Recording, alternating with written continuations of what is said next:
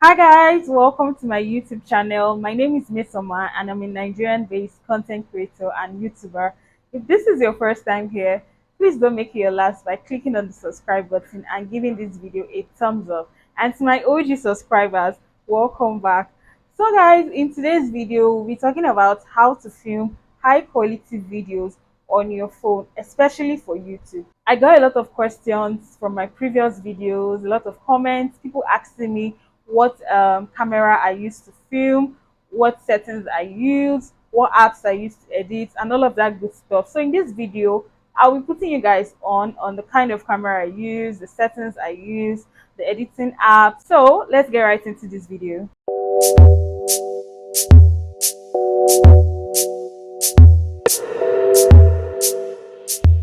Before you even start filming, you need to consider where you place your phones. So it's very important that you get a very good and strong tripod or a handheld tripod if you're a YouTuber like me. I currently use this one and I like it because it has a phone clip and it is extendable. As you can see, I can extend it to a certain length. It comes with a Bluetooth remote, very small, very invisible. You can easily hide it in your videos, and also you can place it on a tabletop or on a flat surface while filming. It can even double as a selfie stick. So I got this off Jumia. It's an online shopping platform, so I'm going to link it down below in my description box in case you're interested. I think I got it for about 3,000 naira. Yeah, it was pretty cheap, and I think it was also on sale, but I'm not sure if it's still in stock. I'll check. If it's still in stock, then I'll link it in my description box. But if it is not, just check for handheld tripod on Jumia and you see different choices. Make sure you pick the ones with the best rating. And then for my tripod, I currently cannot show you my tripod, but I'm just going to put a picture up here. And I use a very good tripod, and it's actually a camera tripod, but I use it for my phone in hopes of getting a camera. Tripods usually cost about 15, 16, 17K if you're looking for good quality ones. And if you're on the lower end of your budget, maybe you can get some for 10K, 11K, 12K. Yes, make sure your tripod is properly positioned. Make sure it doesn't shake. Fix it properly. Attach your phone properly so your phone doesn't fall off mid filming. The second thing you need to do is make sure you're shooting with your rear camera. So I film on an iPhone 11 Pro and I do not use my front camera to film. I turn it to the back and I film with my rear camera. This is because the rear camera has a higher megapixel than the front camera. I think my phone is about 12 megapixels, the rear camera, and the front camera is about 8 megapixels. I'm not very sure. Camera quality of the rear camera is better than the front camera, and this is the only way you can get clear cut videos while filming. Clean your camera lens. I cannot overemphasize the importance of cleaning your camera lens. The only way you can get crisp clear videos is to do that. Your thumbprints, dirt, food, particles in the air all get to your camera lens. And when you do not clean it, your videos turn out blurry and they do not have that crisp, clear quality you need to have a high quality video. Your lighting. I'm facing a large window right now, and there's another window behind me, but I'm not getting light from that window. My main source of light is from this window facing me. So if you're filming and you have something like this at home or your office or wherever creative space you are filming, you need to face that source of light. So the light lights up your surroundings and lights up your face and whatever you're trying to film. Or you can get artificial lights like LED lights, soft boxes, ring lights. I own two sources of artificial lights. I have a soft box and I have a ring light which I use to film at night, because during the day it's very very bright, except it's a gloomy day when rain is falling. But when the sun is out, I do not need my artificial sources of light. I only make use of my window which I'm facing directly. That is the first thing you need to do about lighting. Another thing I feel like helps give you good quality lighting is having white walls. So the color of this room before was yellowish, and god, the lighting was terrible. Let me not lie. So I had to change the paint to white paint. When light comes in, it bounces off the light on you. It kind of reflects the light on you. But when you have like dark walls, it takes in all the light and gives you very little to work with when you're filming.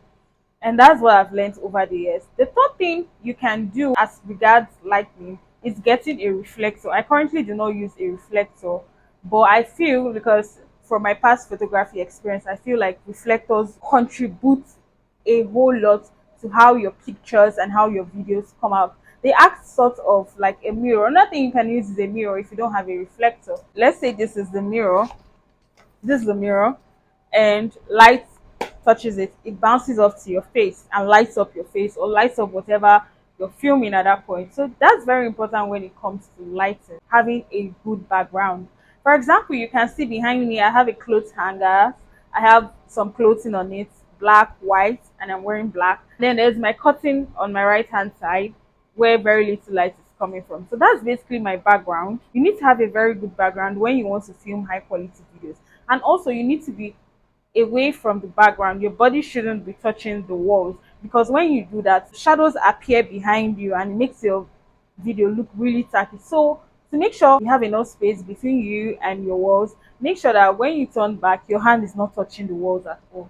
I can see my hands are still very, very, very far away from the walls, and it creates that like blurred effect behind you, and all the focus is on your face.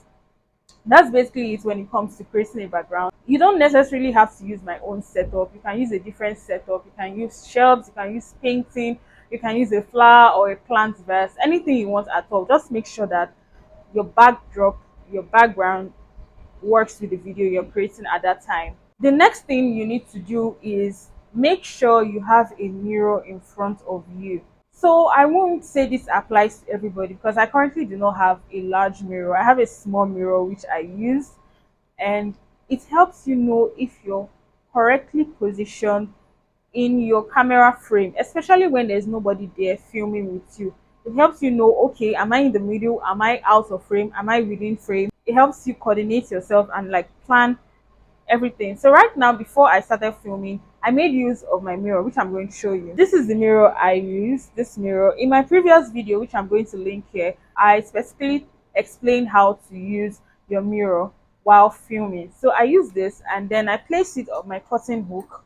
I'm going to show you guys quickly. So basically, this is where I keep my mirror. I position it here so I can know if I'm out of frame or if I'm within frame. Sometimes I hold the mirror in my hands, but today, because I'm going to be showing you guys and gesticulating a lot with my hands, I dropped it here on my curtain frame. So basically, this is what you should do if you cannot get a full length mirror. But I advise you, please, please, please get a full length mirror. So as you can see now, I think I'm at the middle of this, frame, and I'm properly framed. It's not too high, not too low. I have to make sure that the camera does not cut it off. It covers it and even creates an extra space on top, so I can film in the perfect frame. The next thing you need to do is get a good mic for good audio quality. So I'm just going to quickly show you what kind of mic I use. So this is the mic I use, and you can see it's a wireless microphone. So two good things about this mic: it has a Type-C mouth and has an iPhone mouth. It comes in two parts, the transmitter and the main mic. So what I usually do is I just connect the transmitter to my phone and then put the mic up here. I don't know if you guys can see it up here, and I start filming. I would say that the audio quality is really good. I think I got this for 17,000 naira, and you can convert that in your local currency, and it was really cheap for a wireless mic and still gives good quality. So one thing you need to do when you're making videos, your audio quality, you need to take that into consideration. It is very, very, very important to do so. And if you cannot like afford the wireless mic, you can also get those lapel mics that have wires, and you just connect it to your phone and attach it to your piece of clothing, whatever piece of clothing you're wearing. Next thing you need to do is make sure you shoot in 4K.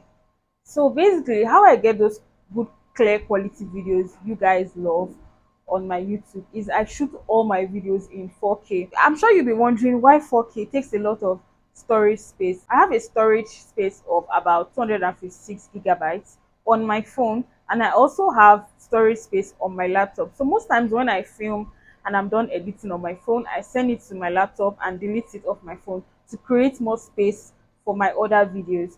So make sure you're filming in 4K, and if you're using a device that cannot film in 4K, film in the highest possible quality you can. I would advise you to film in 1080 pixels, 60 frames per second.